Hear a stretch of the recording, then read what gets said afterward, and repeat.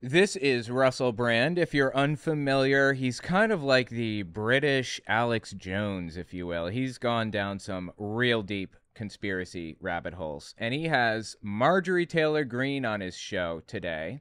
Look at this beautiful smile. You gotta love it. And we had Marjorie Taylor Greene on to talk about Trump's assassination. He also talked to this poor fool right here. I'm not sure who this is. I'm sure we'll find out in a second. Let's give this a listen and play some Final Fantasy VII Rebirth while we're at it. Should just be in the background, won't bother you too much, you never played before. All right, check this out. Hello, welcome to the Republican National Convention where... Oh my god, it's gonna bother the hell out of me that his audio is out of sync. It's not on me either, it's his audio that's the problem. I'm doing Stay Free with Russell Brand. You'll see around me, these are some of the people that sponsor this experience. Positive, for example. Dude, this bothers me so much, I might have to fix it in post. Well, that's a type of treat for your dog. 1775, that's a type of coffee. Celebrating a revolution that I came out of rather badly. And with me just here is my new friend, Andrew Claven, who is... You're too relaxed. Relaxed. I was going to tell you to relax. I thought I'd better ask Andrew Claven to relax. But then I saw you. You looked like you're about to go asleep. I was going to doze off, yeah. I'm tired, you know. You seem Okay, yeah, that's funny. like the very sort of person who could get a job guarding the perimeter at a Trump rally. You seem like the very Oh, that's funny. I like that. Okay, I'll accept it. sort of person who wouldn't notice whether or not a roof was too slopey. It was too slopey. It was too slopey. I mean, I you know, can't get up there. I kept sliding off. That was They didn't cover this in training. Okay, you've worn the joke out. Move on. Gravity is pulling me that way. I know, it was Mission Impossible, the sloped roof. What do you think? It wasn't funny 20 seconds ago, okay? I'm bored now. Have you ever been at a Republican National Convention before? This is my first time. Yeah. Is it blowing your, I mean, don't take this the wrong way, tiny mind? My tiny mind is a little bit blown, you know. It's a lot of people I know here, a lot of people I recognize. What worries me, Andrew, is the continual power dynamics and the obsession and infatuation with power. Who's on the way up? Who's on the way down? Am I good enough, Mum? Am I good enough? Why did they choose J.D. Vance? Okay, this is not funny at all. I don't understand. Is this a joke or what? Yeah, Trump picked J.D. Vance as his running mate, like immediately after his immediately after his assassination attempt. Well, maybe because he overcame the odds. Yes, well, he's good. I like him. He was my choice. He was my choice. Yeah, I would have definitely. J.D. Vance is a total scumbag. And you know what? To be Trump's VP pick, he necessarily, I'm sure, I'd be surprised if this isn't true, necessarily had to tell Trump that he would be willing to do what Mike Pence did not, which is to overturn the election if he were in the vice president's seat counting the votes illegally. I'm sure he had to agree to that. Going with J.D. Vance, he's smart. No, he's not. He actually He's said, got that nice beard. Yes, and people keep saying he attacked Trump, and that's true, but he didn't attack what Trump stood for. He said, I agree with what Trump stands for. He just thought, you know, he was enmeshed in that. People can change their mind. Yes, and he was Oh my God, dude. People can change their mind, yeah. The point that they're getting to here is they're addressing the fact that J.D. Vance goes wherever the political winds take him. He doesn't have any real positions. All of his positions are based on what will benefit him the most. meshed in that East Coast theater the East Coast. where they were loving his book and everything, and you know, they all hated Seductive Trump. liberalism, and they loved his book. That's it. Hey, Jenna, will you show? Look over there. Dan Bongino is over there. It's always worth knowing that just over there is Dan Bongino. Oh, God, not Dan Bongino.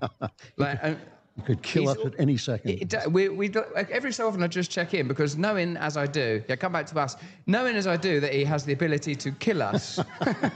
Like if Dan Bongino doesn't kill you, it's simply his choice. He can kill you if he wants, he can. Okay, some of these are funny and some of them are just fucking stupid. I love you. It's like, no, it is like The God. Bongino army is an army of light, not Luciferian light, the light of love. Thank you for bringing me into their attention. We live as long as Dan says we can. That's basically it. We're living here by his What, are they doing like Chuck Norris jokes right now for Dan Bongino? These were old in like 2009 or something, weren't they? Quick interjection, this won't take long, I promise. I just want to say I'd appreciate it if you check my Patreon. OwenMorgan.com/Patreon to find it. YouTube's algorithm goes up and down, so I can never predict where it's going to be. Having patrons gives me some level of stability. Okay, back to the video. Grace. Now, look, I've got a lot of things to ask you about. Firstly, let's talk a little bit about this assassination attempt. In a minute, we've got Ron Johnson coming on the show. If you're watching us now, we've got Ron Johnson coming up. We've got Marjorie Taylor Greene coming up. I believe, personally, that Ron Johnson is a traitor to the U.S. government, a seditionist, because of his role in January 6th and because of his connections to Russia. I believe that he's a traitor, personally. And same with Marjorie Taylor Greene. But I believe that Marjorie Taylor Greene was just kind of sitting on the sidelines watching things play out. I think Ron Johnson had an active role in making some of those things happen on January 6th. Up. And now we are with the beautiful and adorable Andrew Klavan. And I want to talk to you in particular about the atmosphere here in the sort of immediate aftermath of this assassination attempt. Neither you and I are both Republican National Convention virgins. Yes. Do you feel that you're being attacked for even being here? Or do you think that the people that follow you are quite happy? No, I'm not being attacked for being here. I've been attacked. First of all, I've been attacked for so long by so many people that it wouldn't matter. But no, this is basically where the action is, right? And it's where Trump is, and he's the center of attention, and that's the way it should be. How do you feel about being around these power dynamics, the power dynamics that exist in media, and furthermore, the power dynamics that obviously exist within politics? Do you feel sort of somewhat corrupted by it? Or disturbed? Yes. In fact, almost everybody. Because first of all, they wouldn't be here if they weren't into those power dynamics. Yeah. They enter it. Yeah, you know, this is one of the big problems with politics. The people who are in those positions shouldn't be. The people who pursue positions of power are the last people who should have it. That's why I advocate for everybody in my audience to run for office, especially if you don't want to, because it means you're less likely to abuse the power when you get there. I got into it very late, so I don't give a damn. But how did you get into it? All my life I've been a writer of novels and screenplays and books, and somehow I just started talking about. I lived in England for 7 years. In the 90s. Where? In London. Whereabouts? In South Kent. What exact bit? What was the exact street? What was your address? What was your postcode? Not zip code. Postcode, because that's what we call it. I don't remember my postcode. I was right near that cemetery on the. I was in Coleherne Court. You know Coleherne Court? Yeah, I do actually. Where Princess Di lived when she was Miss Di. God rest her eternal soul. Yes. Because she's a woman that was hunted and. Dude, why does he have a tattoo that says 33 on his arm? I don't know if you guys can see that. Why does it say 33? That's weird. Okay. Condemned and attacked by the legacy media. You know, those kind of odd secular sacrifices that take place. You know, that there are certain figures. Secular sacrifices? And maybe we even saw one, you know, in the attempted Trump assassination. People are obviously going to see this as a near miraculous event. It is a near miraculous event. Oh, my God, dude. Yeah, so Donald Trump, when he was, shot at or whatever, it was so close, dude. He started setting up graphs at his rallies or whatever. He sets up graphs, and he shows various different things on those graphs. And he turned his head to look at the graph, and then the bullet hit. It's like, holy shit, dude. If he had not turned his head at the exact right second, the way that he did, he'd be dead right now. He is the luckiest motherfucker alive, Donald Trump is. I can't even believe that shit. But that's what it is. It's luck. It was just luck. And it was poor aim by the dude. If he had, Donald Trump didn't move his head completely out of the way. If the dude had better aim, he could have hit him anyway, even if he did look away. But of course, Trump supporters are going to say that this is a miraculous event. These people are such a joke. Miraculous because of the head turn. Yep. And, if God had meant for him to go, he'd be gone. Right? There's no question. It's like Oh, my God. Bongino, isn't it? Exactly. If God says you're dead, you're dead. If Bongino says, I'm going to kill you, how are you going to stop him? With a mop, just grab something from nearby. Okay, yes, that joke was funny the first time, no longer. And like Jason Bourne. Oh, no. Yeah, he's killed me anyway. Bongino can turn a mop into an AR-15. Of course he could. He could turn that into like a wooden AR-15, which is the weapon of the moment, of course. Put it back together. That's it. Mate, I want to ask you this. Yes. I want to ask you this. Do you see then, you converted to Christianity at the same age as me, 14? Oh, yeah. Russell Brand was credibly accused of sexual assault by somebody and, kind of canceled for that, rightfully so. If you commit sexual assault, you should probably be canceled, right? And in response, he converted to Christianity, quote unquote. I'm a Christian now. What a scumbag to, shamelessly use religion against people like that. That's just disgusting stuff, man. Straight up. I'll let this play while I fix this. I'm just going to fix my camera real quick. Just keep on listening to this. 49. Yes, really? In fact, I was just 48. Oh, is Yes. that right? I was just 48, right, when I converted to Christianity. But I'm from a sort of a secular background where I had no connection to our Lord and Savior Jesus. Oh my God, dude. Come on. You're racially and religiously Jewish, is that correct? Well, I was a secular Jew. I had no relationship to God either, and I basically was involved in that society of, let's call them intellectuals politely, where Right. Right, because intellectuals are morons in their minds, right? Intellectuals are just complete idiots. to talk about God was to be nuts, was to be kind of crazy and weird. And Nobody is crazy or weird for talking about God. It's when you've adopted it as part of your core identity and you can't shut up about it that it's weird. maybe even conservative, which would be even worse. And so it took a long time for me to break free. Like, nobody cares if you're conservative, okay? Be conservative, go nuts, to your heart's content. What people care about is when it's part of your identity and you cannot shut up about it. And you, make decisions that hurt others based on this part of your identity. Free from the sort of conditioning and Yes. and how Christianity is portrayed as a kind of madcap, slightly ill-conceived ideology. Old-fashioned. Superstitious. And did you find, now I found about 3 weeks after I was baptized, my wife, who knows me better than anyone, turned to me and said, Wow, so he went from Jewish to Christian. What a transition. That's really interesting to me. you're a totally different person. It's like that. Isn't there I believe there's a Muslim imam or whatever. Is that what they call it? There's a Muslim religious leader that converted to Christianity, got baptized as a Christian, and then converted to, no, he was a Christian that converted to Islam and then back to Christianity or something. I don't remember. Super weird, right? Who the hell does that? So much more serene and so much more calm. Have you experienced some of that? Yeah, a lot of people are saying that the Lord is going to work in me, that I'm changing from Oh, please. within. Now, I've been on a spiritual journey for a while because I'm in recovery from the old addiction to drugs and alcohol. Yeah, he's on his religious journey so that he doesn't face accountability for his sexual assault allegations.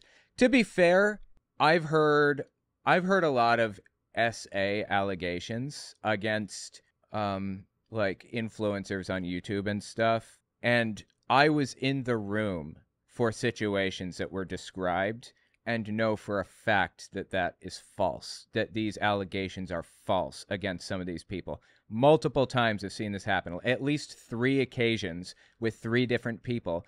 I've seen a massive explosion of SA accusations when I know for a fact that it was false.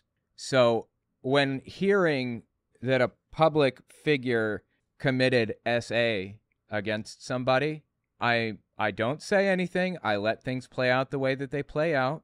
If I really doubt or I have evidence that it's not true, I will message the person for support. I'll tell them I know that this isn't true, and I'll support them. But if I don't know if it's true or not, I'll just keep my mouth shut.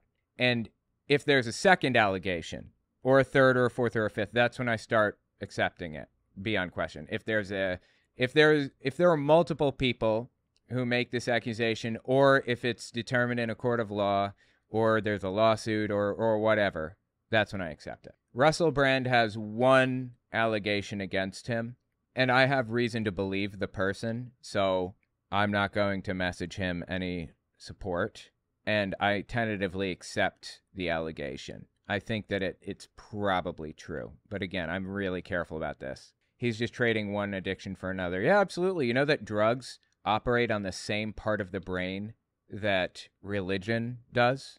It gives you the same reward feeling when you do drugs as when you believe in God or when you're praying or whatever other thing. It's the same part of your brain. And so that's been a process of continual change. But this idea of faith, Andrew, of moving back to a position of faith, it's been very relevant while present at the Republican National Convention, precisely because of all of the power. A good many people are Christians here, and there's so much talk of Christianity and so much warmth. I've noticed people sort of talking to me about our Lord and talking to me about my faith.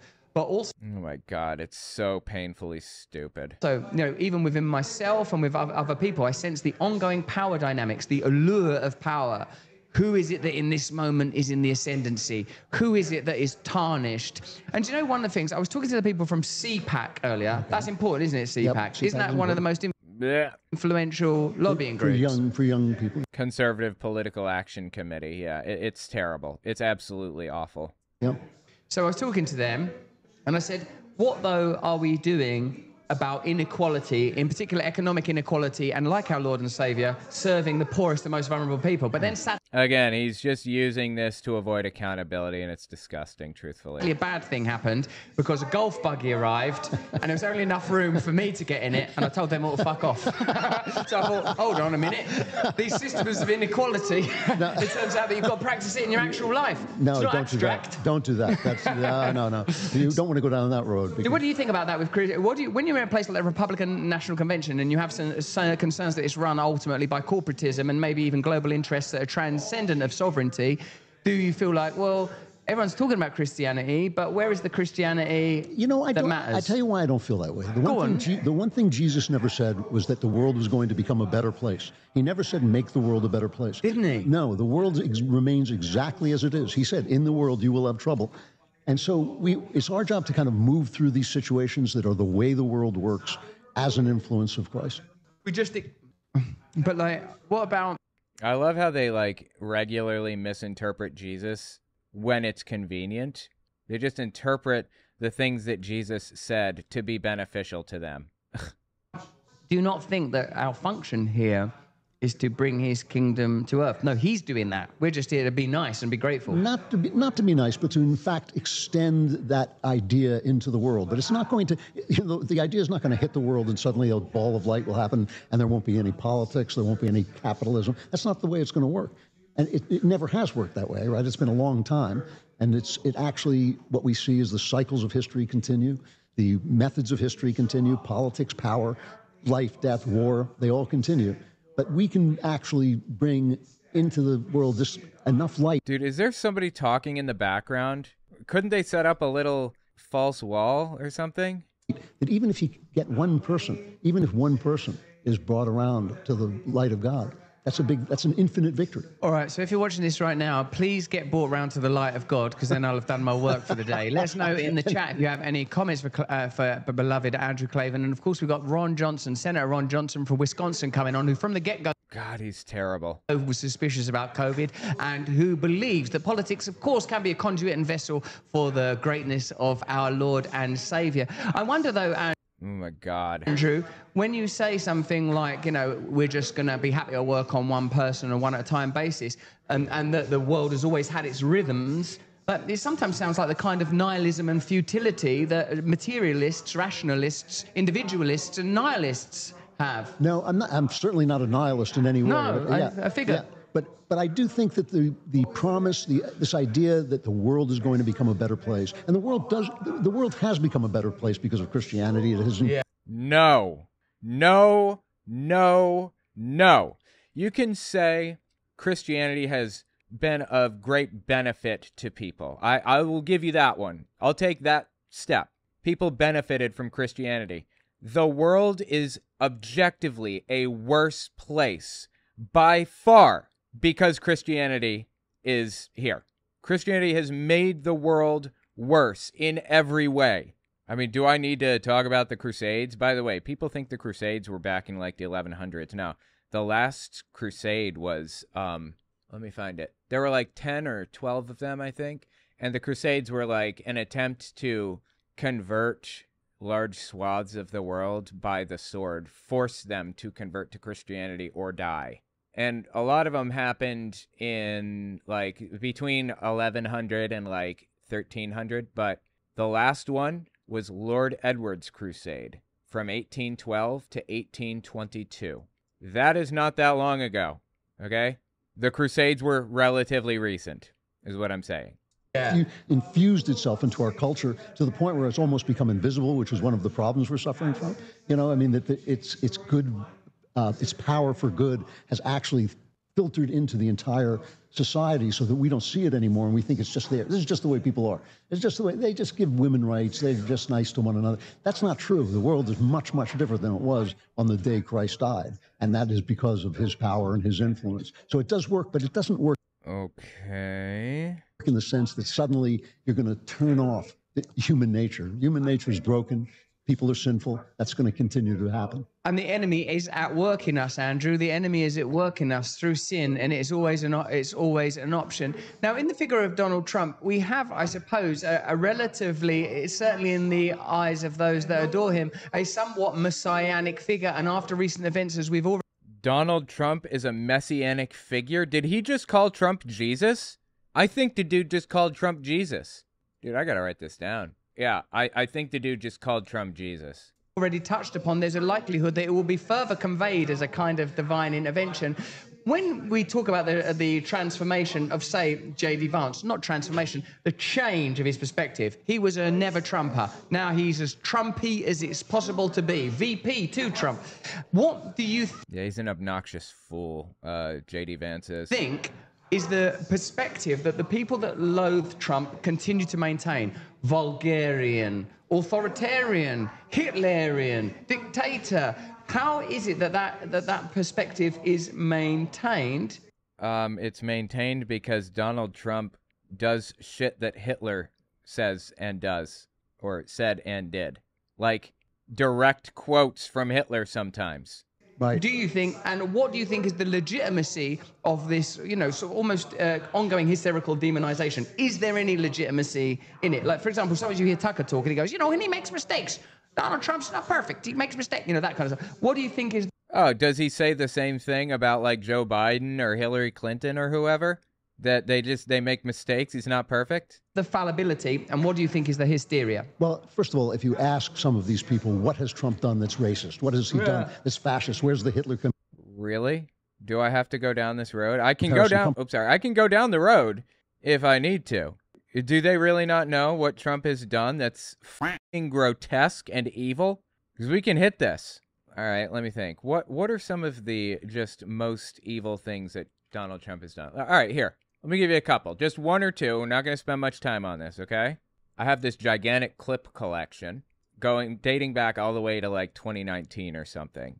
And I maintain it. It's every clip I have ever talked about. OwenMorgan.com/clips. Not selling you anything. I maintain a Dropbox there if you want to access it. Ordered by week and year. So let me just type into my clip collection here. Trump, Hitler. Let's set aside the fact that Donald Trump tried to overturn the election illegally and inspired and orchestrated a seditious coup against the United States government. Just forget that for a moment. Let's just look at like a couple of clips from the dude. This one's from October 4th, 2023. He literally quotes Hitler here. Talking about immigrants, by the way. You could go to a banana republic and pick the worst one, and you're not going to see what we're witnessing now. No control whatsoever. Nobody has any idea where these people are coming from, and we know they come from prisons. Like, that's just false. We know they come from mental institutions, insane asylums. We know they're terrorists. That's just false. Immigrants are not terrorists. They're coming from, like, mental institutions or whatever. Nobody has ever seen anything like we're witnessing right now. It is a very sad thing for our country. It's poisoning the blood of our country. Hitler quote, directly from Hitler. That is a term that the dude used. That's just one example, one of many examples of Trump quoting Hitler. You want to hear another quote from Hitler? Poisoning the blood of the country, okay? Here's another. Here you go. This is November 12th, 2023. Honor of our great veterans on Veterans Day. I'm sorry, one more thing before I continue.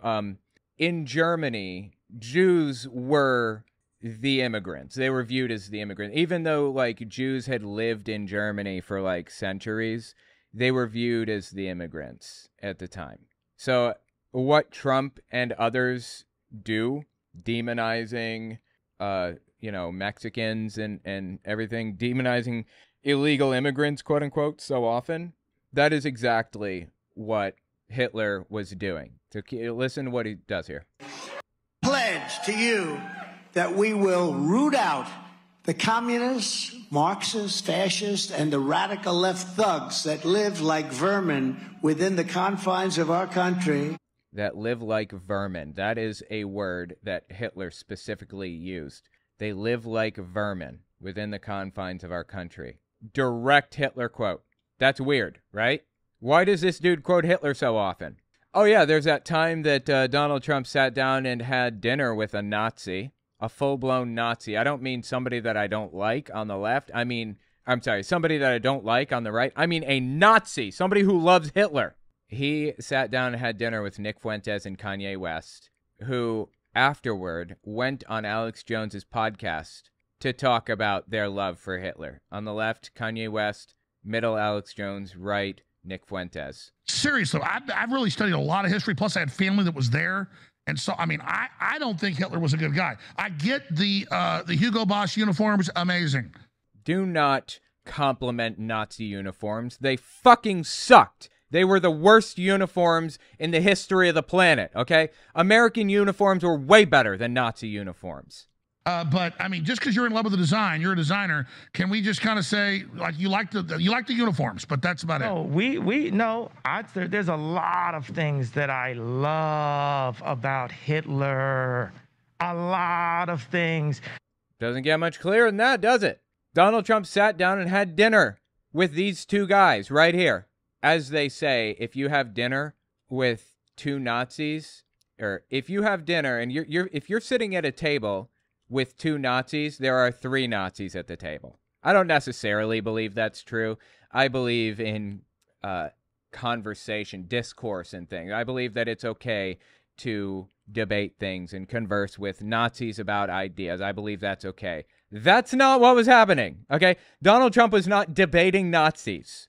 He was listening to their ideas and seeing if they could help him or come up with things that he could use to his advantage or whatever. Just straight up disgusting. So anyway, what was all of that from Russell Brand about how did Hitler act like a how did Donald Trump act like a Nazi? How is he a fascist? They get very... He literally quotes Hitler regularly and demonizes immigrants in the exact same way, to the exact same degree as Hitler did. The same exact stuff. What do you think is the fallibility and what do you think is the hysteria? Well, first of all, if you ask some of these people, what has Trump done that's racist? What has he done that's fascist? Where's the Hitler comparison come from? They get very agitated because there is no place where that connection can be actually made. That's simply false. The connection can be made all over the place. However, Trump has one thing that he does that drives people crazy, which is that he does not care what the mainstream, they call it the clerisy, the upper class, people who set the opinions, who run the media, who run Hollywood, who run the places where cool is made cool. He doesn't care. And that drives them insane. It's dangerous because all they do is silence people. Everything they do is to tell you to shut up. You're racist. Shut up. You're sexist. No, you can say whatever you want. I'm just going to see you as the scumbag that you are, is all. You want me to view you as a scumbag? Keep doing it. Keep doing what you're doing. Good job. You're a scumbag. Just shut up. It's always a way of keeping you from saying, what you're doing is actually hurting people, and it hurts the least of people. Who suffers from left-wing policies? It's always the poor. It is always. How are the poor suffering from left-wing policies? What the hell is he talking about?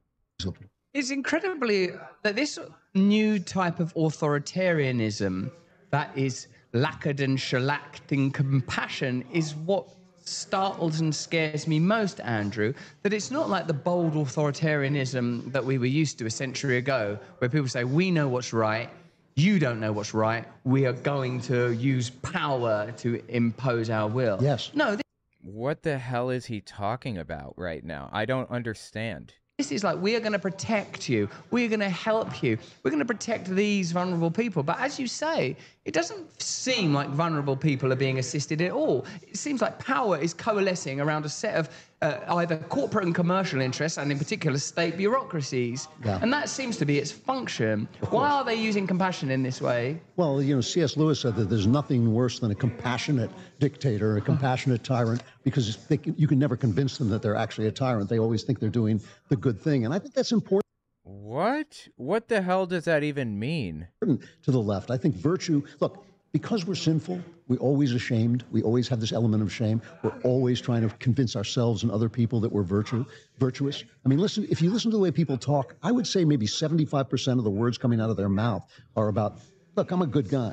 I'm a good guy, you know. And I think That is it, isn't it? Yeah, and it's so liberating when you find Christ and you can say, I'm not a good guy. I'm not a good guy. I failed. I'm a sinner. I'm redeemed That through conversation him. is over, basically. Oh, that's a relief, isn't it? Yeah. I don't have to pretend. Yeah, but you're striving to be a good guy. You're supposed to with Christianity. Are these people saying that as a Christian, you shouldn't even bother trying to be a good guy? Like you can be a scumbag and that's perfectly A-okay? To be nice. Because that is always it. I care a lot more about vulnerable people than you do. You don't care about them. You're bad. I should probably be in charge because you're racist. That's right. So let us be in charge. Like, I am so confused by their line of logic here. Get in your house. And you cannot say, oh, you know, the thing that you're doing doesn't work. It's not effective, because then you're racist. You can't say, oh, this is giving you more power, but it's actually taking freedom away from people, because then you're racist. And now that we've gotten to the point where they're sexually butchering children because they think they can turn them into They're doing what to children? another sex, it's kind of demonic. You don't think Dude, what do you think is happening in schools? What are you talking about? Let me let you in on a little secret there, buddy. It is illegal, and always has been, to do an elective trans-affirming surgery on people under the age of 18. To do, like, bottom surgery on people under 18. You can't just do that shit. You know how many that's happened to? 0. Literally 0. The number's 0. Because it's illegal. There are some cases with, for example, like intersex people where surgeries have been advised and performed by doctors for medical reasons. But this whole, like, whoever they is, by the way, they are performing surgeries on 3-year-olds or some shit. Like, what is going through your head? And why did you even think about this? This is, like, really disgusting shit when you think about it, what they're coming up with. This is just wrong.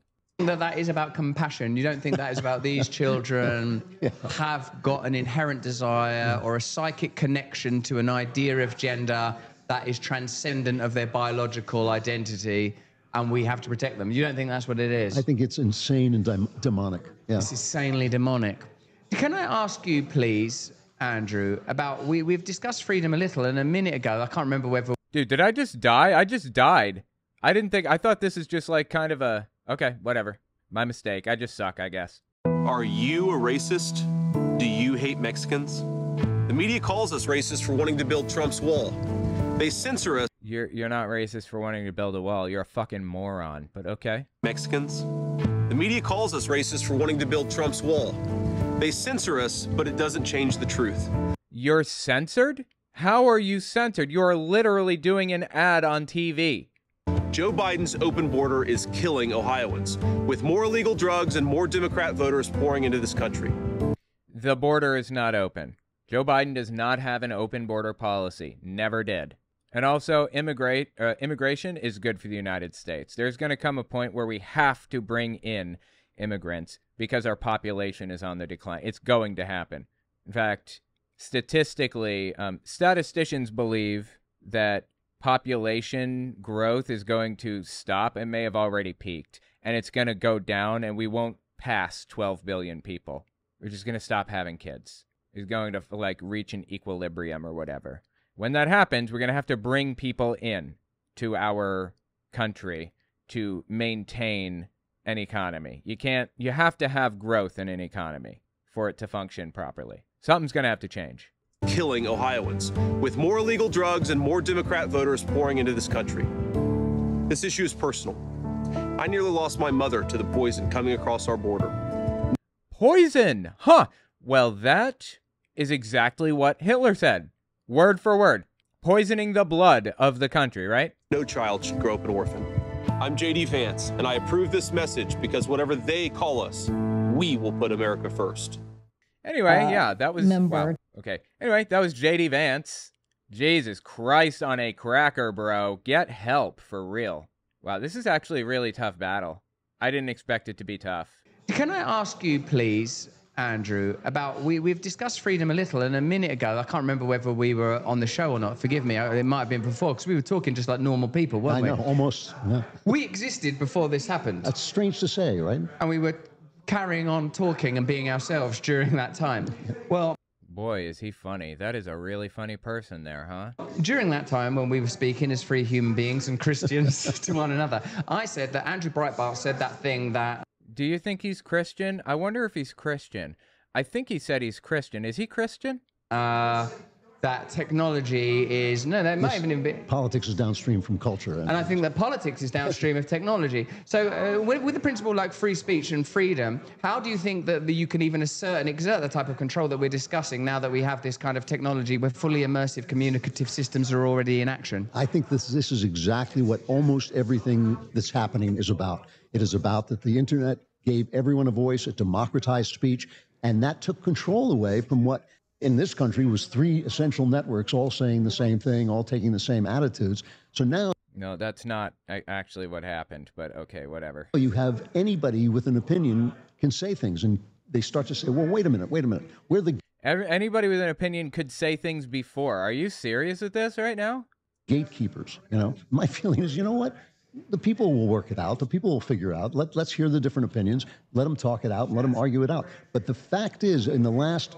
I don't know, say 20 years, the crackdown on speech, the crackdown. What crackdown on speech? Who is not allowed to say stuff? You were never banned from speaking or whatever. What are they talking about? On freedom and communication has been almost as powerful as the liberation through the internet. They hate it, don't they? They hate it. They hate it. Dude, is he eating? I can't. I do the same thing, so I can't. No shade. They hate that they're not in charge anymore. But these elitists, what does that say on there? Off YouTube timeout Ron Johnson. Ron Johnson, Senator Ron Johnson, who's over there. Jenna, would you show the viewers Ron Johnson? Ron Johnson, the senator, yes, is just over there. He is an absolute monster, truthfully. Very kindly waiting. Excuse me, in this apple. Ron Johnson and I met yesterday at our hotel. Don't worry, there's nothing else to that story. We had the I was hoping there was. briefest conversation. This is not old school politics where it led to a terrible scandal. Ron Johnson and I had a brief conversation, and we're going to resume that conversation in a second. And we'll be talking about, well, I've got a lot of things to talk about, in particular the pandemic era. If you're watching us on YouTube, we're going to leave now, but we're going to continue. Oh, I've got apple on my finger. I'm going to continue talking to Andrew Clavin for a little while. Then we're going to be talking to Ron Johnson. And we're going to be talking to Marjorie Taylor Greene, and Dan Bongino's over there. And actually, over the course of our conversation, Andrew, I've become incredibly confident, and I've decided that I'm going to take him on in hand-to-hand combat. I think I want to watch that. It'll only be a couple of seconds. Yeah, but... it's going to be brief. It's going to be brief, I would have thought. It will be a brief assault before Dan Bongino asserts his authority. Click the link in the description. Click the link in the description. And in a minute, there'll be an advert for stuff that helps your belly be better. And oh my God, dude. He's got some stupid gut health, what do you call it? Like some gut health scam going where he advertises this garbage, this vitamin or some shit. It's just, it's shameless. And then, Andrew, do you feel like we've discussed all of these topics? We've discussed. Have we discussed the influence of wokeness and on comedy and the emergence of Shane Gillis?